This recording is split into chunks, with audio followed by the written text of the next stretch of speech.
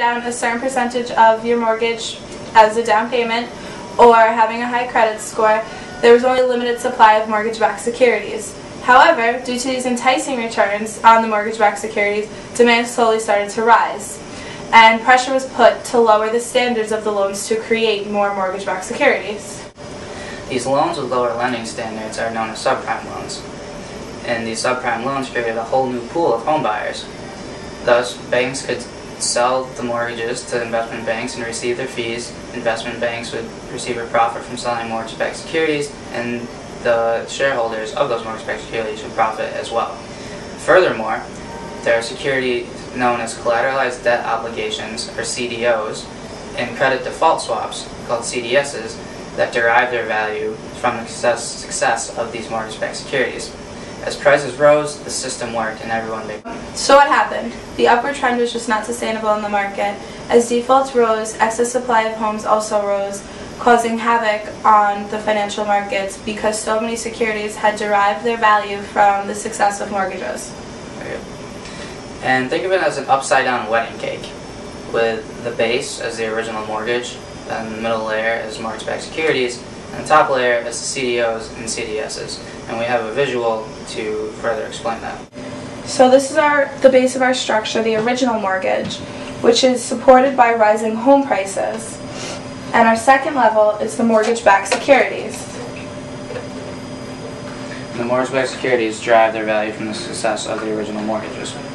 And the next level, deriving their value from the mortgage-backed securities, are the fancier financial products, represented by the fancier solo cups.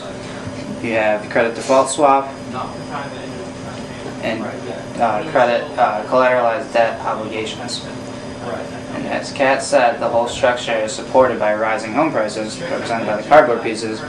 And when home prices are no longer rising,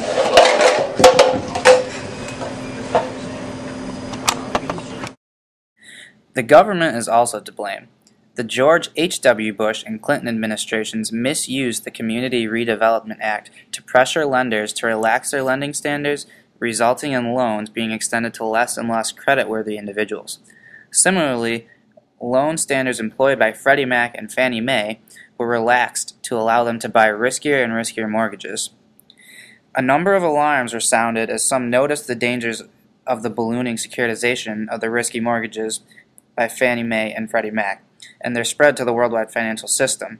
Appeals to Congress to rein in the two entities were rebuffed, particularly by Congressman Barney Frank and his Senate counterpart, Christopher Dodd, the two masterminds behind the potential financial reform bill. The Federal Reserve is also at fault. Remember earlier we talked about how the low Fed funds rate contributed to the housing bubble. The Fed funds rate also contributed to the collapse. By increasing the interest rate, the adjustable rate mortgages also increased, and those who had purchased beyond their means could no longer make their payments to keep their home.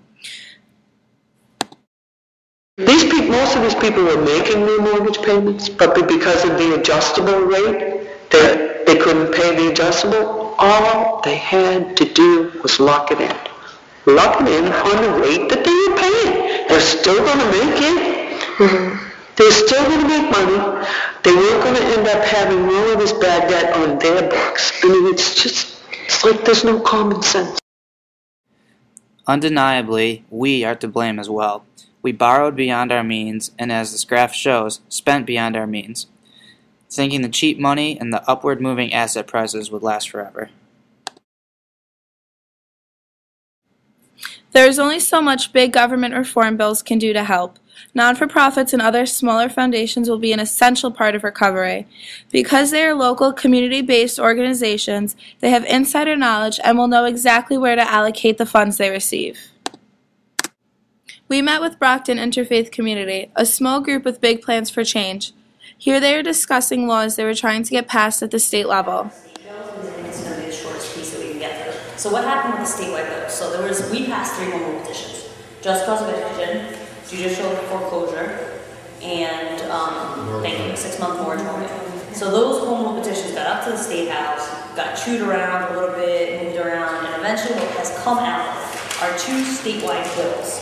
And the 2 bills are, one is about mediation, So it states that if a bank does not do mediation with a family before foreclosing on them, then the family gets a 5-month moratorium before they're actually kicked out of the house. So we're not going to get the moratorium in the wording that we wanted it, but the mediation is the closest thing we're going to get to judicial foreclosure. So you're kind of combining the two? Yeah, into something. Okay. So the problem is with mediation, the wording isn't very strong. It doesn't really make it that they have to actually do mediation. So we've got lawyers on the statewide level who work for Maple who are working on making it stronger to make sure that what actually comes out is something that's worthwhile. The second thing that they did do was come out with a just cause eviction, but just for tenants. So what we had wanted was them to also include homeowners, that if a homeowner was living in a home, that they had to have a just cause for kicking the homeowner out, that homeowner could actually pay rent.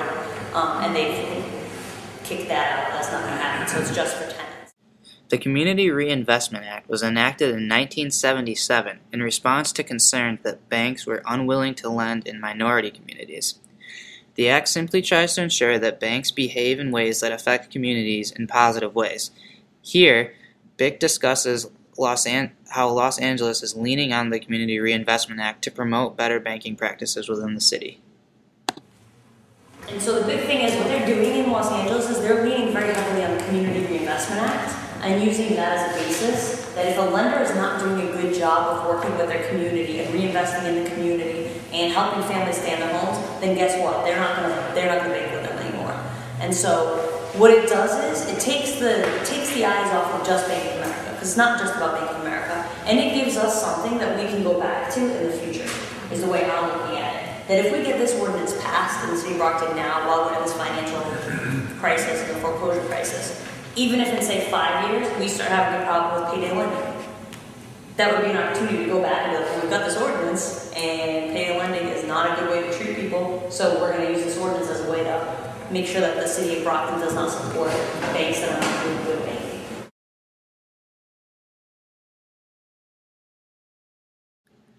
We have to agree with Professor Kazemi that the two most important things to return our economy to good health are improved employment and a turnaround in the direction of the housing market. Notice that part-time employment has spiked recently. This increase in part-time employees is not reflected in unemployment data. However, it does mean that there is also a spike in the number of people who aren't earning as much as they used to. Ironically, with all the talks of recovery, the peak in this graph of 367,000 foreclosures in a single month happened in March of this year.